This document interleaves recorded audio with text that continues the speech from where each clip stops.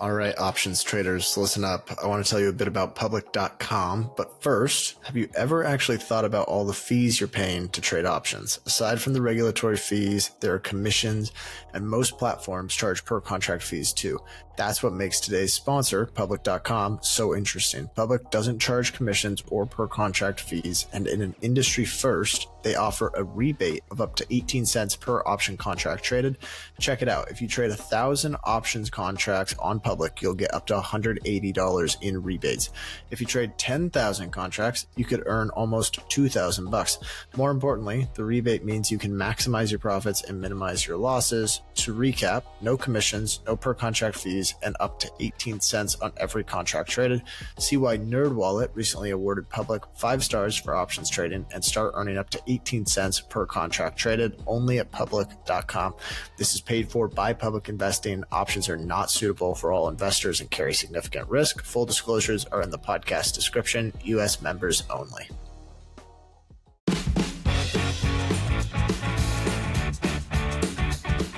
Welcome to Chit Chat Stocks.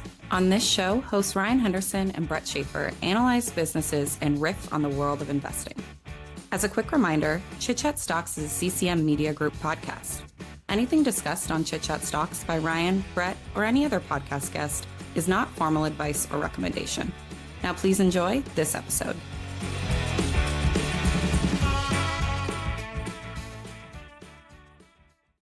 All right, welcome in everyone. This is another Wednesday edition of Chit Chat Stocks. Ryan is gone again. This is the same week we have recorded the interview with Todd and Jim. He's over at I don't know what it's even called, but he's meeting with our good friends, FinChat, where he works, having a good old time over there. But today we have on a perfect guest to discuss well, we were joking about it before. Everyone calls it the tobacco industry, but as we'll get into, we may want to call it going forward the nicotine industry because that's a little bit of a better overview of where the future of this sector is going. It is Devin, LaSarre, writer of the Invariant Substack and newsletter.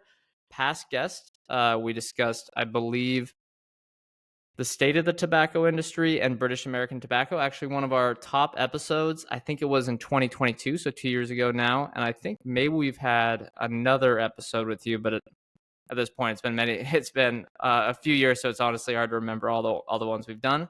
But welcome back to the show. And why don't you, before we get started, talk about the Invariant Substack, what you're doing over there, and how much you're covering. It's not just nicotine stocks, but a lot of focus on that sector. Well, Brett, thanks for having me. Happy to be back on. I think this is the third time that I'm on the podcast joining you. Over at invariant.substack.com, writing on a variety of things related to finance, history, investing philosophy. Spend a lot of time covering the nicotine industry, as well as a number of other companies I find interesting or out of favor or all the above. Yeah, and you write a lot, as you mentioned, about nicotine. One of your most popular pieces, and one that I read in preparation for the show, was back in 2022 called The New Era of Nicotine. And in that you said, and I think this is where a lot of people maybe misunderstand the sector, is that your quote is, nicotine isn't going away, it's merely evolving. And that's how you closed your article here. I guess for anyone that's new, how has nicotine evolved in the last few years, and why is it a growth story? It's changed in so many ways, and in a totally different perspective, nothing has changed at all. The industry is experiencing similar trends seen in previous decades, such as continued declines of certain legacy products, namely cigarettes. Same time, we see this growth story that is next gen or reduced risk products. There's a lot of push-pull between all of that going on between major manufacturers, small startups, regulators across different geographies. And certainly makes for a colorful story with a lot of uncertainty around it, and certainly remains a very contentious industry for most. Yeah, I agree. And there are a ton of moving parts, as you mentioned. There's the legacy business, the legacy operations that has is famously been in terminal decline from a volume perspective for multiple decades. As people who follow the sector know, there's been a lot of pricing power there. But then over the last decade, there's been the nicotine pouches, the vaping, the heat not burn products. That's been a story of the last few years. And it seems like that story has kind of been a secular growth story, been fairly consistent. But I wanted to ask before we get into any details here. You followed the sector closely for at least the last few years, if not longer. What has surprised you since you've written that article back in 2022? Yeah, so I mean, I've been following the industry since 2010, but only have been writing about it publicly for a couple of years. I'd say two things that surprised me over the period have been the Swedish Match deal actually closing and getting done. I was fairly public about my apprehension in assuming it would get done initially. I had my doubts. And along with that, following the acquisition, I've been very surprised about not only the sustained growth, but the accelerated growth of Zyn. I think that's been remarkable. And the growth rates we're talking about right now, I'm not sure if anybody was penciling them in ahead of time. It's kind of wild. Yeah. Yeah. I mean, I remember the deal.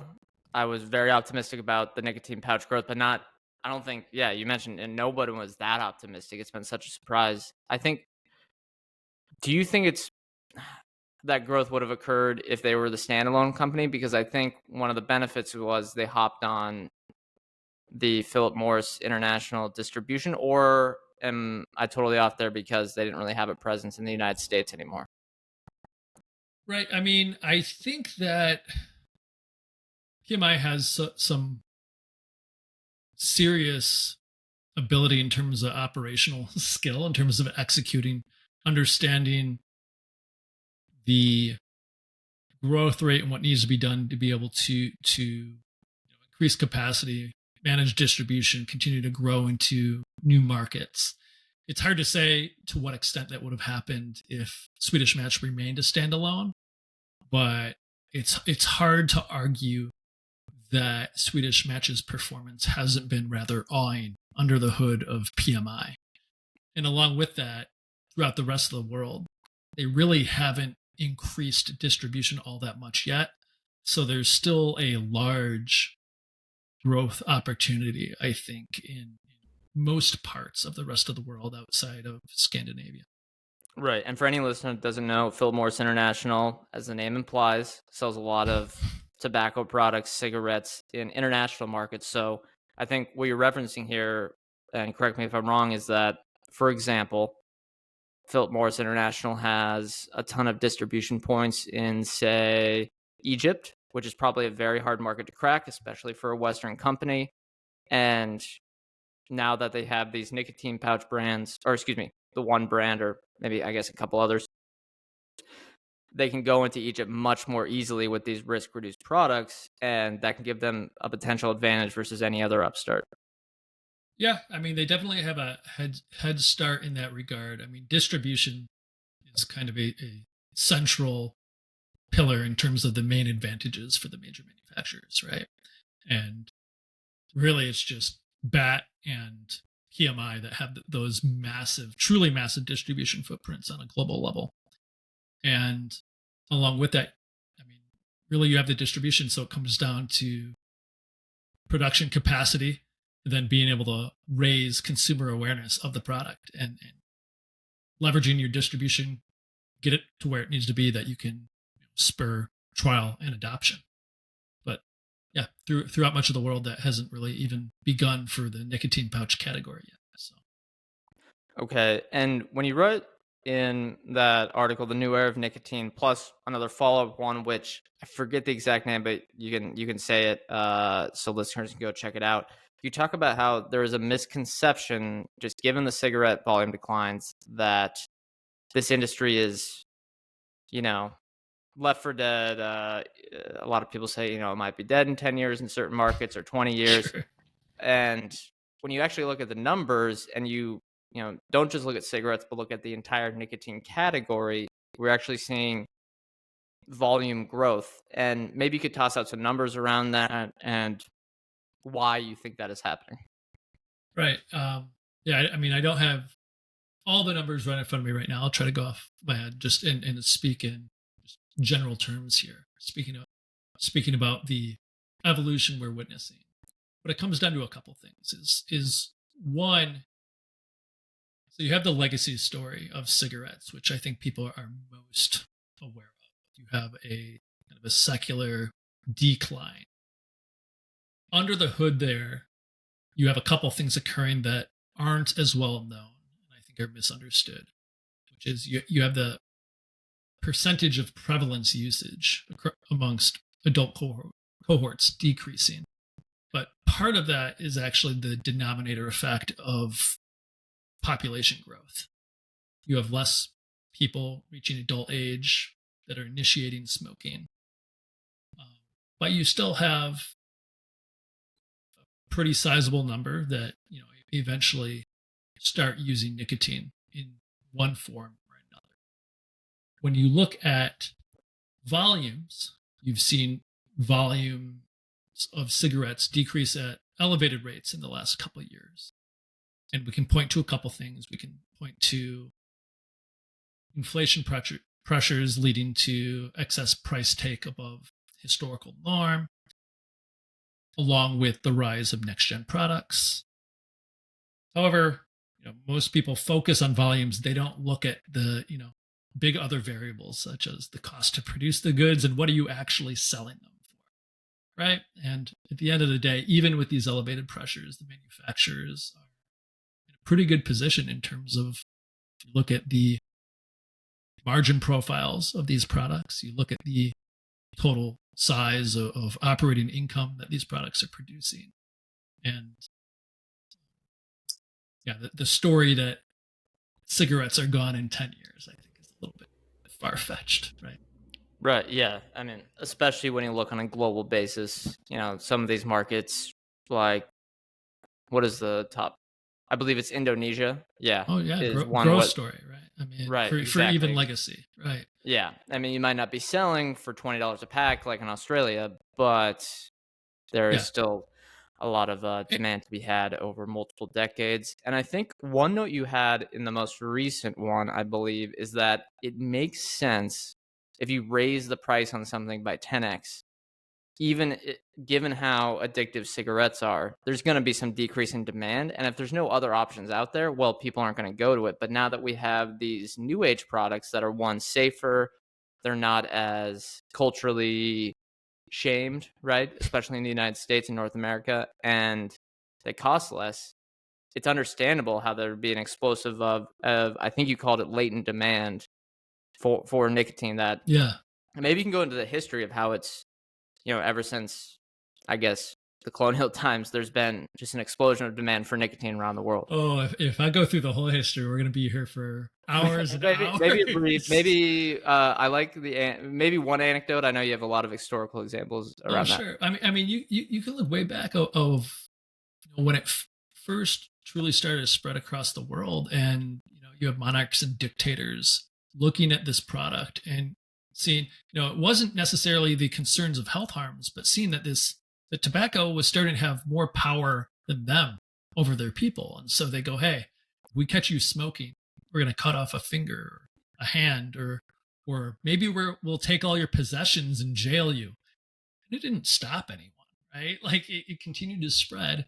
And eventually they kind of conceded to its presence and go, hey, we can't really stop it, so we may as well tax it, recognize a huge amount of, revenue, use that to finance whatever endeavors we need to finance.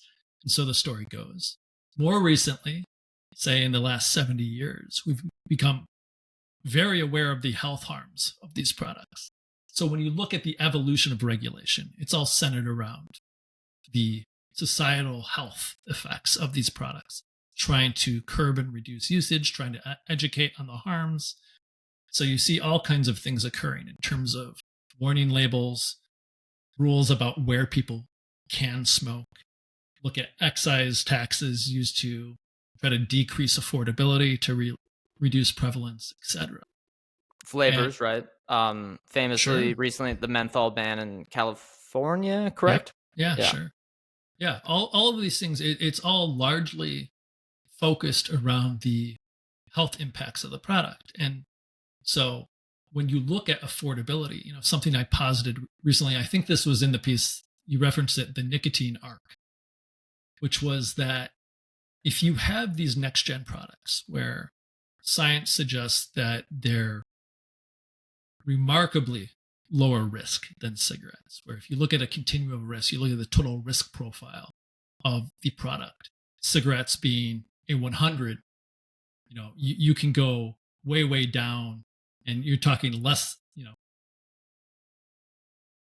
than 10%, less than even 5% of the relative harm. And so if you can reduce that harm profile and you think about the product affordability from a cost to one's own health, there should be a significant amount of demand that is to be recognized for these new product categories. And in that same vein, when you talk about pricing, there's maybe even a potential that people are willing to pay more for products that are far less harmful to their health down the line. And along with that, you have an advantage for the governments looking to regulate these products, the manufacturers, and the consumers, which all benefit by consumers being relatively healthier, living longer, getting to purchase for longer, etc. Right? Everybody kind of wins in that very generalized perspective. Right. Makes sense. Now, I guess I had a couple follow-ups on regulation. Maybe we can hit them now. You talk in some of your write-ups here about what regulation looks like versus what it should look like, or maybe, I guess that's just your opinion. Maybe, the listeners should be aware of that. We have, but what are the main differences you see today, maybe in the United States, we can be specific there, versus like how some of these new products, nicotine pouches, vaping, are regulated versus how you think they should be to align, as you mentioned, customers, companies, and government outcomes? Sure. Yeah. Well, I'm not a scientist, doctor, or politician, but Right.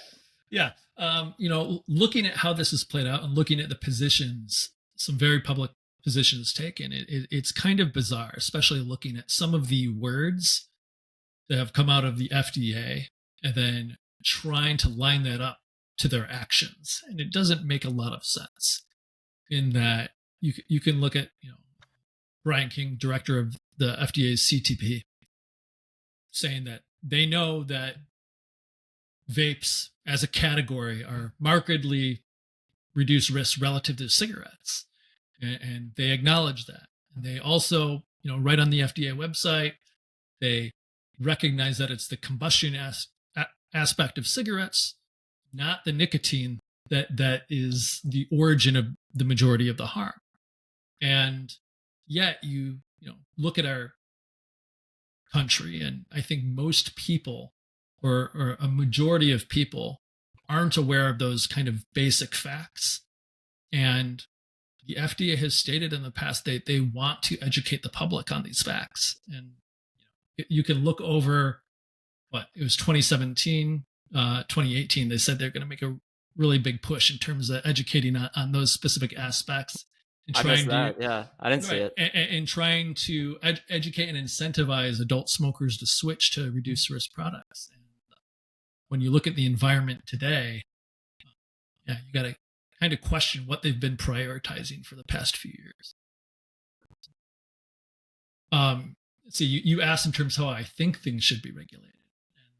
And I don't have all the answers, and it's terribly complex, but at a very basic, a very minimum, I think there should be an expectation that adults are armed with the correct comprehensive information so that they can make choices for themselves.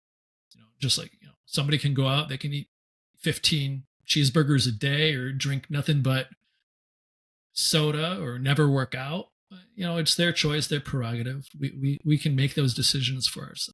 So same is true for alcohol, same is true for tobacco or nicotine. Cannabis largely in many states today. Yeah. Sure, exactly. And I think having the full and accurate information is critical to allowing people to make those informed decisions for themselves. At the same time, something that's rather odd to me that almost isn't even part of the discussion is putting greater emphasis and resources towards age verification at the point of sale. I think a big talking point for opponents of nicotine and tobacco are concerns around underage usage. And nobody should be for underage usage. It's clearly adult product category. But if you're truly concerned about it, why wouldn't you want to funnel resources towards really making sure at point of sale ages are being verified, and for anybody that's not in compliance, there are penalties that are strict enough and severe enough that really disincentivize breaking those rules. Right, similar to alcohol. And what's interesting is you would think you'd want to incentivize some of these larger companies, or maybe not even the larger ones, companies with these reduced risk products that have fairly good evidence that these products are way less harmful, as you mentioned, compared to the legacy cigarettes. You'd want to incentivize them to probably do some advertising, right? But I guess there's such a restriction around that it seems like no one can get. It's really hard to push out into the world any sort of updates on how these products work, what the actual health outcomes are, and how nicotine works with the body. Yeah, and I think part of it is how do you balance the total effect on all of society's health? How do you educate and get the information to adult consumers without also potentially making these products more appealing to underage people, right? And so how do you balance that best? And that's a tough question. At the same time, there's other considerations which I think are maybe more nuanced, but you can look at it and think about, well, maybe that information, that type of advertising should be out there simply for the fact that the majority of the harm incurred is to adults that have been smoking for a long while, right? And so those are the people that would benefit the very most from switching, right, to reduced risk products. At the same time, if you look at the risk profiles of these next-gen products, you can look at youth or underage use and say, it's not great that there is some degree of underage use, but it's certainly better than if those same users were using cigarettes, right? On just a total harm basis. And, those are true things to consider. And along with that, I think people are rightly concerned with underage use, and I think it's something that should be focused on. Again, focus on age verification. But I think some of the narratives, such as these new products are addicting a whole new generation, those certainly are a bit sensationalist when you look at the numbers. If you look at data of certain middle school and high school cohorts, where it's the number that have tried a certain product over the last year versus any time during their whole life versus within the last month versus daily, right? If you were seeing a true mass, sweeping widespread addiction, all of those numbers in terms of more frequent use would be going up, and they're actually going the opposite direction. So yeah, I think it's important to look at the data. I would look like nothing more than for regulation to be based on both the science and the actual numbers.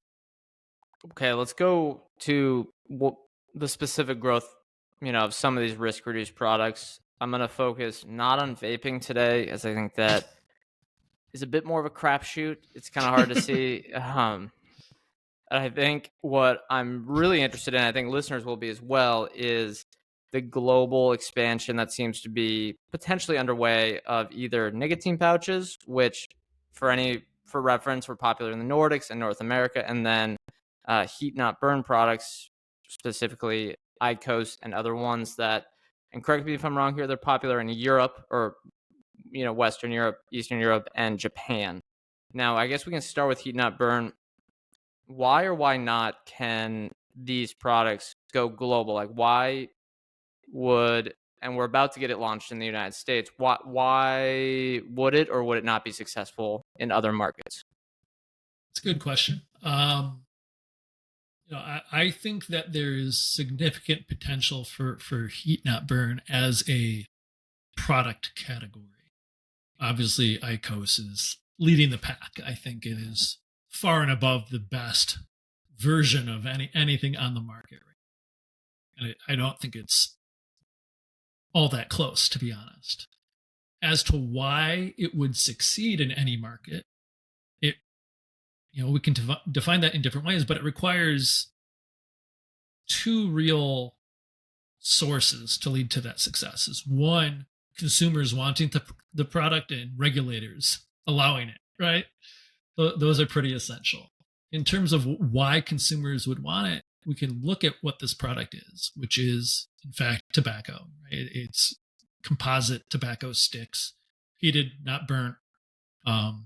Therefore, total risk profile substantially lower than cigarettes, but arguably mimics the physical act, the ritual of smoking a cigarette best across the three next-gen product categories.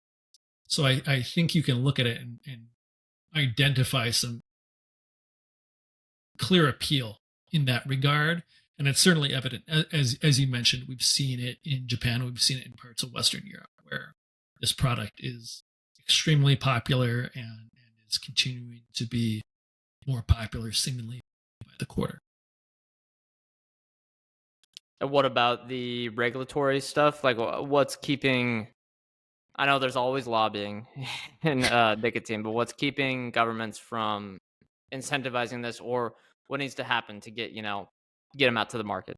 So there's a couple considerations, and it is one, understanding the actual risk profile of the product. So obviously regulatory bodies, whether it's within the same body or partnering with health bodies, substantiating the health claims of these products and understanding the actual risk profile.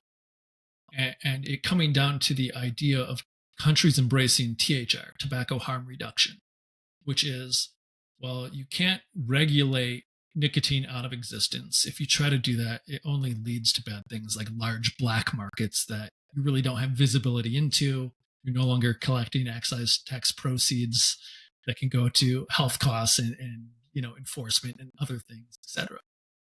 And instead, we can look at the reduced risk products, understand the reduced risk profiles, incentivize adults to switch to them by taxing them at lower rates and therefore having the retail price be more attractive. And then maybe potentially we also allow the packaging to have a reduced health or reduced risk claim as well, to let people know, hey, if you were to switch, 1-to-1 A to B, it would be, net positive for your health. I think we can look at a number of countries that have really embraced such ideas, especially something like Sweden, where they have, a high prevalence historically of oral usage, really the birthplace of snus, and then nicotine pouches, very high usage prevalence of those products, very low smoking rate. And when you look at it, the total harm experienced by the country from tobacco is substantially lower than the rest of the West.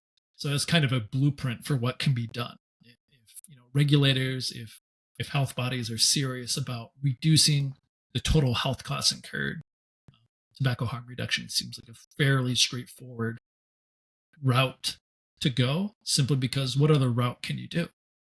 Some people I know are proponents of things like generational smoking bans.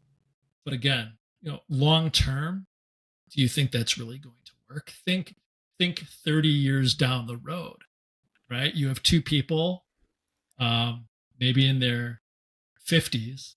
One person is 1 year older than the other, can buy legally, the other can't. Are they both going to be carded? Both not going to be carded? One not going to buy for the other one? And does that not lead to a massive black market as well? So you can see like countries like New Zealand where they're backpedaling on such policies. The UK has one now, and India too, right? Or is that not? Was that a different thing? So India's been very unreceptive to next gen products. So I believe it was 2019 they banned all vaping products, and you can look at the vaping industry in India and massive black market. And along with that, you can look in the last half decade. There were a couple of years when they had a massive step up in the excise taxes on cigarettes. And at the same time, they didn't funnel appropriate resources to checking volumes for illicit counterfeit volumes. And so they had a booming black market there. And so it's all right. Now you raised excise tax rates, but you're collecting less. And now you have to throw resources towards dealing with this black market. And yeah, they're taking some initiative now to undo kind of some of the damage that they've done.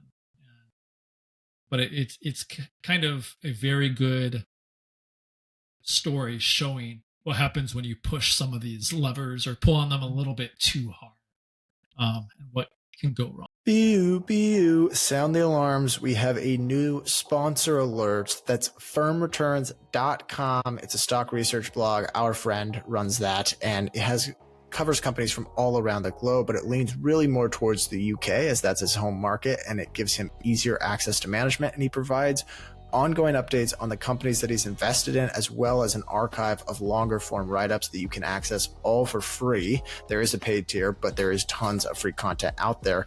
And these reports are very thorough. To give you an example of just how thorough some of these are, at one point he was digging into a company's account, and for one company he wrote up recently, he actually managed to find a material misstatement that had been missed by the auditors, and management reached out and confirmed the error to him.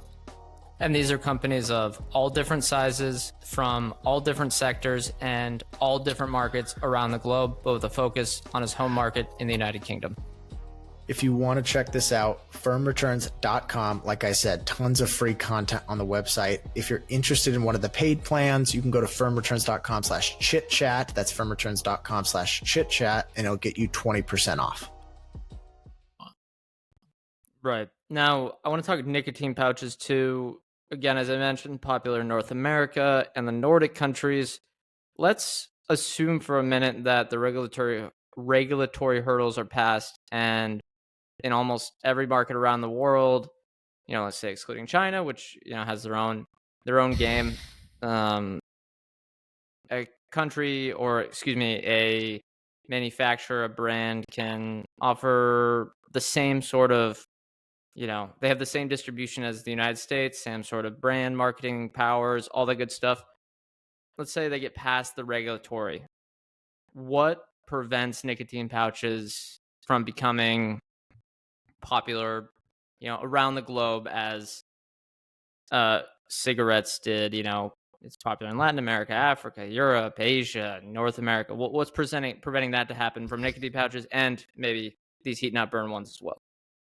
So I'm not sure if you recall, I think it was the first time you had me on the podcast, maybe 2 years ago. I think one of the final questions was you and Ryan asking me, out of the 3 next gen categories, what one I was most interested in and thought had the most promise. Yes. Yep, I remember. I had explained, I think they each have some really interesting qualities that can lead them to succeed in different geographies, different ways for different manufacturers. But as a whole, I thought that the nicotine pouch space had some particularly interesting qualities. And when you think about the product, there are a lot of things in its favor. It's lightweight, small, discreet. People can't tell you're using it. Has the lowest risk profile out of all the product categories. Doesn't stain the teeth. You don't need to spit. There's no smell. You can use it any time of day. And it's also extremely consistent, right? And there's nothing to fuss about. You don't need a lighter. You don't need a charger, right? You can use it in any temperature environment, any wind environment. There's, an seemingly endless list. Also, it's, fairly straightforward to manufacture and distribute. And so because of that, right now we're seeing nicotine pouches grow faster, far faster than the other two categories. And that recent differential, the step change in growth rates has been rather interesting. For a long time, if you looked at any of the industry reports, almost everybody had vaping was going to be, the end all be all. Its growth rate was going to continue to accelerate and it would be larger than heat not burn and oral. And despite the proliferation of all kinds of illicit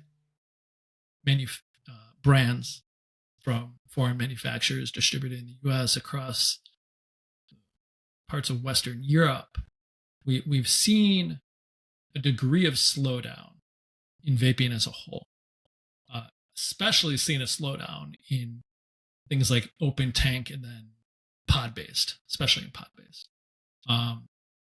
But the nicotine pouch category has accelerated, and don't know where it ends up exactly, but the current growth rate could be sustained for years to come. Yeah, and for any more information on that, I'd recommend your interview on the Yet Another Value podcast, talking Hape Group, which is a specific distributor. They've also, it's an e-commerce player in the nicotine pouch space. I guess go to that podcast. And also, you're right up on that for any information on maybe a interesting way to play that growth. But I want to switch away from risk-reduced products and talk about something that, if you're looking more on an investment perspective, maybe you have a different opinion, but I'd say the main reason why, Altria Group, British American Tobacco, I guess, too, as well, why the PE, the earnings ratio, is down in the dumps so much is because of the accelerated volume declines in the United States for cigarettes. And I want to hear your opinion on why you think the accelerated volume declines are happening. Is this the new normal? Why do you think it's happening? And what, obviously the future is uncertain, but where could it go from here? Sure. So, we touched on this a bit already in that, you have the heightened price take from manufacturers along with next-gen products kind of taking total industry share, total volume share, leading to accelerated volume declines. I think that's certainly the most straightforward explanation. That makes sense. It's hard to push back against. I don't know that that's actually the main source of why these companies have seen their multiples compress so much. In that, if you look at the multiple compression, it's started to occur kind of well before the past couple of years in terms of the elevated volume declines.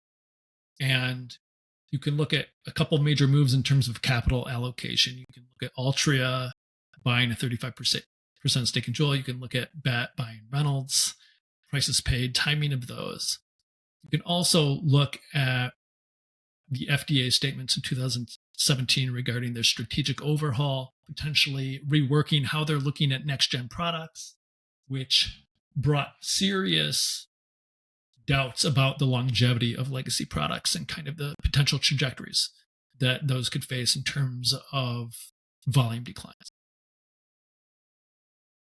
I think that the elevated volumes, they've certainly weighed on performance.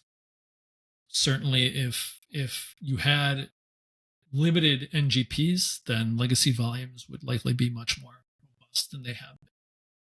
Nonetheless, I think that when you dig into the actual numbers, there's a pretty massive disparity between sentiment centered around elevated volume declines and the actual operational performance in terms of what they're actually generating, in terms of cash from operations, and in terms of how that's, ending up as free cash flow and then being distributable to shareholders. And certainly sentiment is deeply negative, as evidenced by almost every multiple of every single one of these companies. None of them are terribly high, quite the opposite in terms of their multiples. And I do think there's a large piece of it just strictly focused on volumes. But I think I've made it fairly clear in my writing that to focus strictly on volumes is rather pointless, just like it is rather pointless to focus on any one metric for any one company, right? You have the cost it takes to produce those volumes and the price you can sell those volumes for. You can bring into question the future demand arc in terms of how volume decomposition, estimates for the decline rate might change year to year, decade to decade, whatever. But I think there are quite a few scenarios in which the elevated declines we've witnessed, where the industry is declining, call it 8-9%, maybe that moderates. Not saying it gets back to the, say 4% range when you go back throughout longer periods of history, but maybe 6%, 7%, it can come down several points, which again, when you still look at the inelasticity coefficient on pricing and the ability to take price, manufacturers likely now lapping some of the inflationary pressures they saw on things like tobacco prices and certain other inputs. There's pretty considerable runway ahead to continue to take price and grow revenue net of excise tax per pack, per stick, pretty substantially, and along with that, continue to widen operating margins at the same time. And what does international look like? Any standouts on either volume declines that have changed or a market that is holding up, and maybe any companies that are exposed or could benefit or will be hurt from that? Yeah, I mean, I try not to focus too specifically on any one market, though I spend a lot of time looking at the US, and that is the largest, most lucrative market. So it makes sense to put some effort into understanding that. I think what's interesting is when you look at the total value chain, you look at total industry volumes, you look at cigarettes on a global level, the decline rate isn't anything like the headlines, are showing for like the US, right? You're still seeing low single digit volume decline rates on a global level. Along with that, when you look at other legacy products, you look at roll your own, make your own, pipe tobacco, legacy oral, cigars, bundle all that together. Then on top of that, you throw on vaping, heated tobacco, and modern oral. You're getting to an industry where volumes are essentially stable. And then when you factor in what the lack of transparency to the growing illicit markets for cigarettes, for illicit disposables in vaping, all that, like you can see that the total consumption rate for nicotine in the world is set to grow. And although the total growth rate, some would argue, isn't all that meaningful right now, and I would agree, like total volumes, again, you can't just focus on volumes. You can think out 10, 20, 30 years in the future. And if you have all these reduced risk products that have substantially reduced risk profiles, if people are going to be consuming lots of nicotine for far longer, living longer, the total base of nicotine consumers in the world should be growing rather steadily far into the future. I think that's a pretty straightforward way to think about it.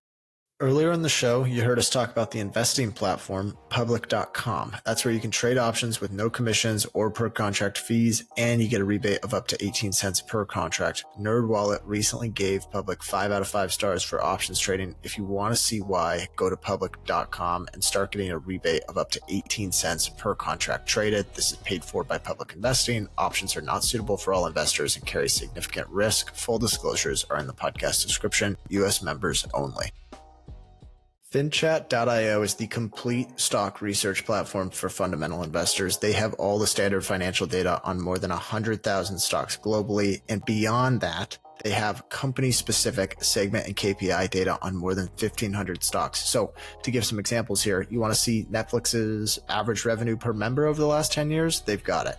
Do you like to track YouTube's advertising revenue? They've got that too. If you want to see Celsius's revenue that comes from Costco, how much of their revenue comes from Costco, they also have that. So the breadth of FinChat segment and KPI data truly is one of a kind. I use FinChat every day to track and manage all my investments. I also use it to discover new investments.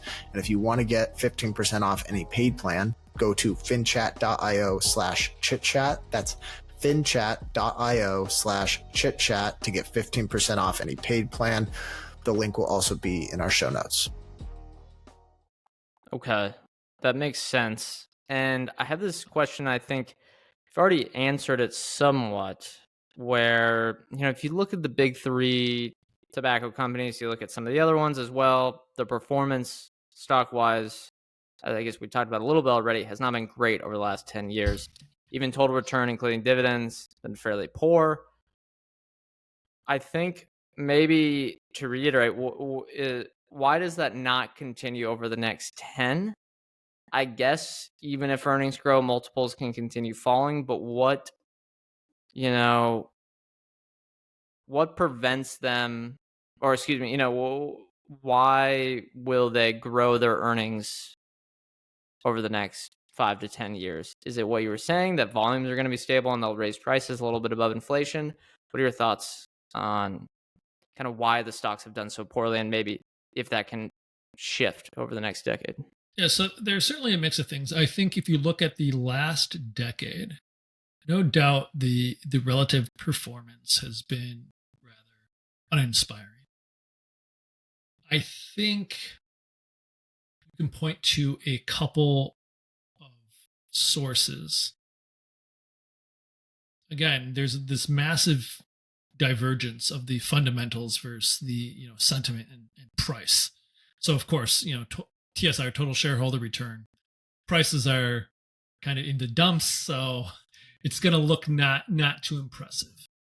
I think you have a couple things occurring right now that has led to that. You've had in major markets such as the FDA kind of announcing these overhauls that haven't quite materialized but kind of spooked investors. You had the rise of NGPs, which initially NGPs, it was mostly from smaller manufacturers that initially really started to grow the market. And the major manufacturers kind of wrote it off initially, realized there was potential, and then invested aggressively to play catch up, whether it was internal development or acquisitions. And so you have this period where there's also this massive change in terms of what these companies look like, in terms of the total capital intensity and the profile of the products. Legacy products, there's like almost no capital intensity, right? You're reinvesting to just maintain these very massive machines that pump out billions of units, and volumes down, price up, kicks off cash, return to shareholders. There's not a whole lot new going on there. And the main reason you're able to do that with the price take is you have this tremendous amount of brand loyalty that's been built up over decades, right? Not a whole lot of innovation or new competition on that front. When you look at NGPs, radically different story. You have these extended periods, multi-year periods of potential research and development, scaling up production, doing all kinds of trials and testings, working on new distribution, raising consumer awareness, spurring trial and adoption, eventually, incentivizing, getting people to switch over. And at the same time, you have other competitors that are maybe aggressively trying to win over the consumer as well. So they're undercutting you on price, or they're being more aggressive on whatever they can do to get, their product in front of the eyes of adult consumers instead or of yours. Even operating illegally with the Elf Bar, I think. Yeah. Yeah. So there's no doubt you look at these pressures, and yeah, there's some real concerns here, and there's real future questions about, well, what does the pace of innovation look like for any of these products? Do these companies continually have to invest more in R&D? Do they have to continually do more to get those new versions out in front of the eyeballs of customers? Is there going to be the same degree of pricing power when there's potential new entrants, new degrees of competition? And again, I think if you look at all of the different factors that go into value creation, you can look at the volume dynamics, relative excise tax differentials between legacy and next gen products. You can look at relative pricing, look at all these things. And, I've written on those details rather extensively on Invariant, and you can draw some conclusions where you go, hey, even if things aren't all sunshine and rainbows, you can get some pretty great returns potentially when you look at the multiples of today. And again, you're looking at companies that are trading at 6, 7, 8 times free cash flow. And certainly some are generating far less free cash right now than they're potentially capable of, because they are reinvesting at rates far above their historical norm, which could very well continue to varying degrees. At the same time, you also have others that are going, hey, we are trading at a terribly low multiple, so we're focused on returning capital to shareholders. We're not only paying a sizable dividend, but we are laser focused on share repurchases. And we're not just talking, token repurchases. We're talking about retiring 5, 6, 7% of equity capital per year. And the thing I find most compelling is right now, I think people are not looking at this as, for some of these names as the simple math problem it is. Like, if you're concerned about, cigarette price take not being able to offset volumes, and looking at the core business of some of these names starting to peak and then decline, say in perpetuity, go, okay, well, map out the different trajectories for that decline. And now look at how fast they're retiring share capital.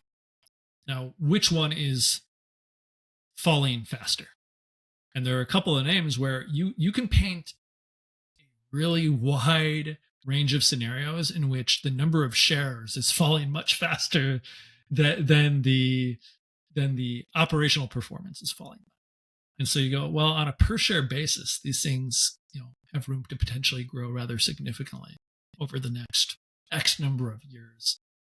And along with that, I know some people, they say, oh, there's no terminal value because cigarettes are just in constant decline, and at some point there's going to be nothing left, which is always a very odd argument, because really, like, the argument of no terminal value, like, terminal value is really just shorthand normally in like a standard DCF for like post 10 years out, right?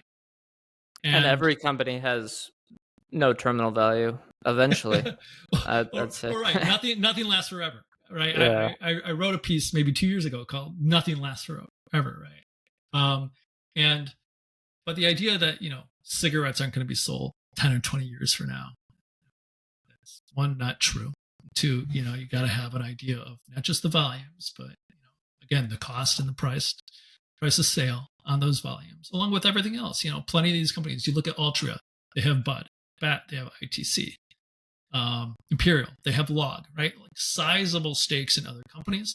Along with that, while for all these companies, cigarettes are the majority of their operating profit, they have oral tobacco. They have cigars. They all have different versions of next-gen products. And you can have different views on trajectories for the profit profiles for each of those. But again, when you blend them in the aggregate and kind of look at the evolution of the industry as a whole, you can see that the total industry in terms of demand for nicotine and the total profits being generated are most certainly not matching simply the volume decline rates of just cigarettes in one specific country. Which again, I think those things are often just conflated by a lot of. Why do you favor a basket approach for the nicotine sector? Good question. Yeah. I've written, I think it's often in my conclusions, I talk about not just the company, but how I see it fitting into this, I call it the basket, right? And I've had a lot of people reach out to me asking, this company is clearly the winner. Why don't you own just it? And, I spend a lot of time studying these companies. I'm not sure anything is so simple as that. And again, the industry, when I think of like who's competing against who, I don't look at it just as this basket of large manufacturers competing against one another. It's really,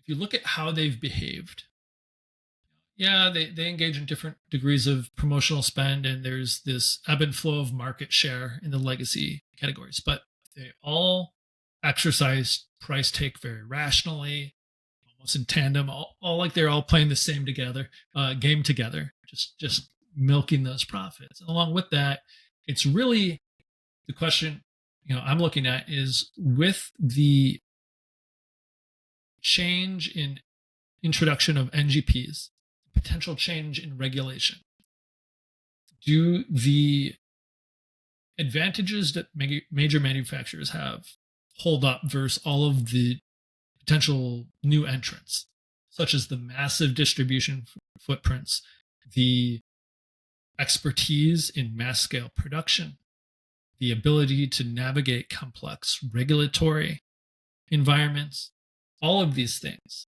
And so I find by taking a basket approach, which mind you, I don't balance all of the names equally in the portfolio. I do have them weighted. So I do have, companies I'm leaning a little bit more heavily on, right?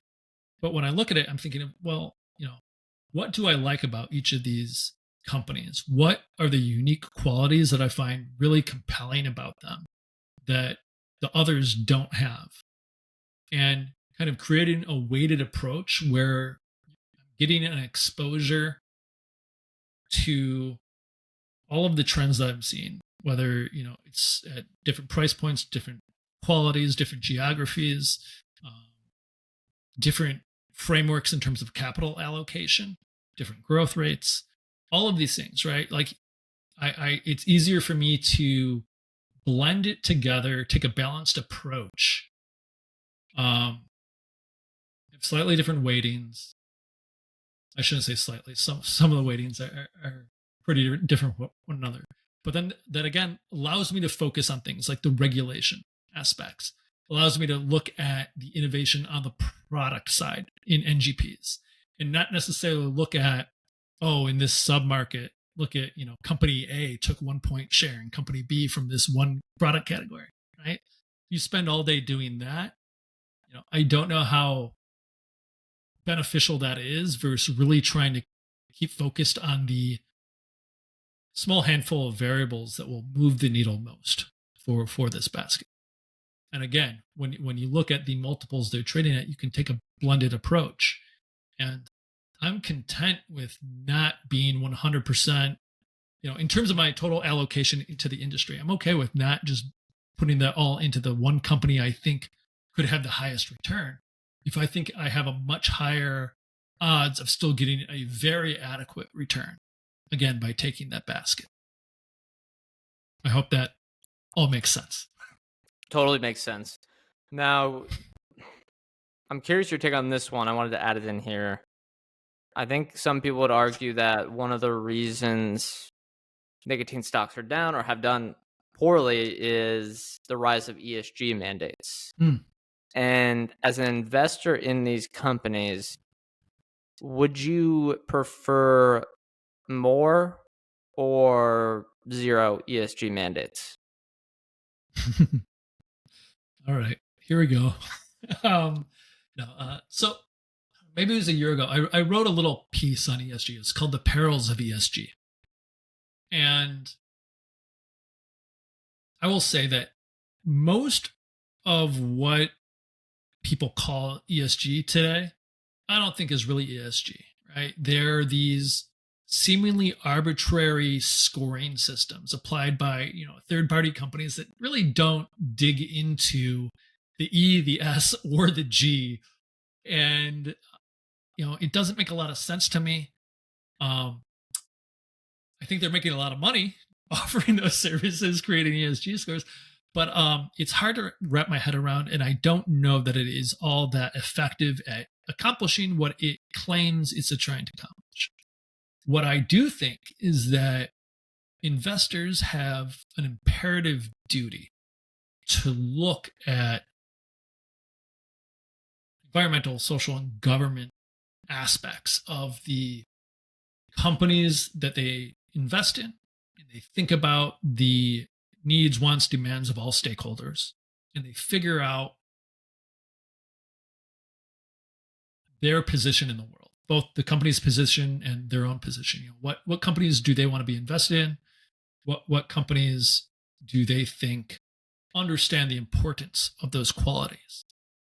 But again, it's not just slapping some score or some rubric on anything. It's really understanding stakeholders. And I think any successful company, especially companies that succeed over long periods of time, they understand the importance of looking at all these different stakeholders. And I think, again, successful investors look at these aspects and they understand the importance of doing their own due diligence, their own evaluation of these qualities of companies. With that said, related to these companies, I think that the current beast, current iteration that is the ESG movement, I could see that becoming potentially a bigger headwind for the industry. I could see that leading to less capital being willing to invest in the industry, therefore multiples compressing even further. I've read a handful of investment theses over the last year. People talking about XYZ company will grow their reduced risk portfolio to X amount. Therefore, it will re-rate because it will suddenly be ESG. And when you paint an exit multiple, triple the current multiple. Any company can look pretty good for an investment, right? But I really think that pessimism could continue to mount here. I see no reason why multiples would radically expand. Not to say they can't, but I will not take that as a given. Instead, I look at depressed multiples, hopefully some disciplined spending in terms of reinvestment, respectable management of the legacy business, modest growth of the new business, and ideally, when you look at the contribution margins of all these products, tally it all up and go, okay, there's going to be a lot of cash at the end of the day. If they repurchase equity at these depressed multiples, again, does the reduction of equity offset the reduction of legacy? It's a race against one or the other. And I'm kind of firmly in one camp, thinking that the equity is going to win that race by a pretty hefty margin. Yeah, and if there are a lot of mandates out there that keep people out of these stocks and the multiples stay depressed, capital returns become very important, and the share buybacks can move the needle in a big way. Right. As we close out here, final question: why should an investor be interested in the nicotine sector in 2024? Yeah, well, so one way or another, you can learn a lot from it. I think the industry is an exceptional case study. You go through the whole history. I mean, it's not new that people are saying the industry is doomed. This is the peak. It's all downhill from here, right? Like they've been saying it for a very long time. And that's going to be true eventually, right? Like there's potentially it could be true, at least for legacy, right? Legacy could peak. I don't think it's necessarily soon on a global level. I think people are way too pessimistic. But it's a very good lesson, just understanding the power of brand, the power and the destructive capabilities of capital allocation. I mean, if you study the actions these companies have taken over the last half century of divesting away from the core business, you compare the companies that heavily divested into other industries versus those that aggressively retired share capital. You look at those that focused on international expansion versus focusing strictly on their domestic market. Right? There's all these different factors, and I think there are some timeless lessons there. I think if you look at the industry now, I mean, I find personally some very compelling numbers and narratives attached to a handful of these companies, and I write about them fairly extensively. And likewise, there are also some really interesting growth stories. Again, in the NGP space, whether it's certain manufacturers, certain distributors, certain retailers, there's certainly going to be a lot of value produced by the industry. How exactly that gets split, carved up, shared, returned to shareholders, that can be a whole different question. But I think it's a deeply misunderstood industry. And anytime an industry is deeply misunderstood or disregarded, that's probably fertile hunting grounds for an investor willing to do the work. Yeah, the fact that almost all these products have great unit economics and people don't seem to understand that nicotine volumes are pretty stable around the globe, that it doesn't mean every stock's going to do well. Some managers could be boneheaded, as we know, but yeah, it's as you mentioned, a fertile hunting ground. Now, wrap things up here today. Thank you again for joining. As a reminder to the listeners, where can they find more of your writing? Yeah, I really appreciate you having me on. It's been a fun chat. Yeah, you can always find more of my writing at invariant.substack.com. You can go ahead and just Google Devin, LaSarre, Invariant. If you forget that URL, I show up. And yeah, I'm on Twitter. You can always connect with me on Twitter at Devin LaSarre. Yep, we'll have the link to those in the show notes. Also, you've done a couple episodes of the Preferred Shares podcast, diving deep into business history with, I know one of the other person's name is Lawrence Hamptel. The other guy's name, I forget, but Douglas Ott. Yeah, the three of us, diehard history buffs, business history buffs. So you can go ahead and find the Preferred Shares podcast. We do a good job, I think, diving into some of the lesser known or slightly more obscure stories of business history and find some compelling case studies of things going very right or things going very wrong for certain businesses or industries. Yep, it's an endless history. And anyone that listens to this show would like that as well. Let me get the disclosure out of the way. We are not financial advisors. Anything we say on this show is not formal advice or recommendation. Ryan, I, or any podcast guest may hold securities discussed in this podcast, may have held them in the past, and may buy, sell, or hold them in the future. Thank you again, Devin, and we'll see you all next time. Thanks.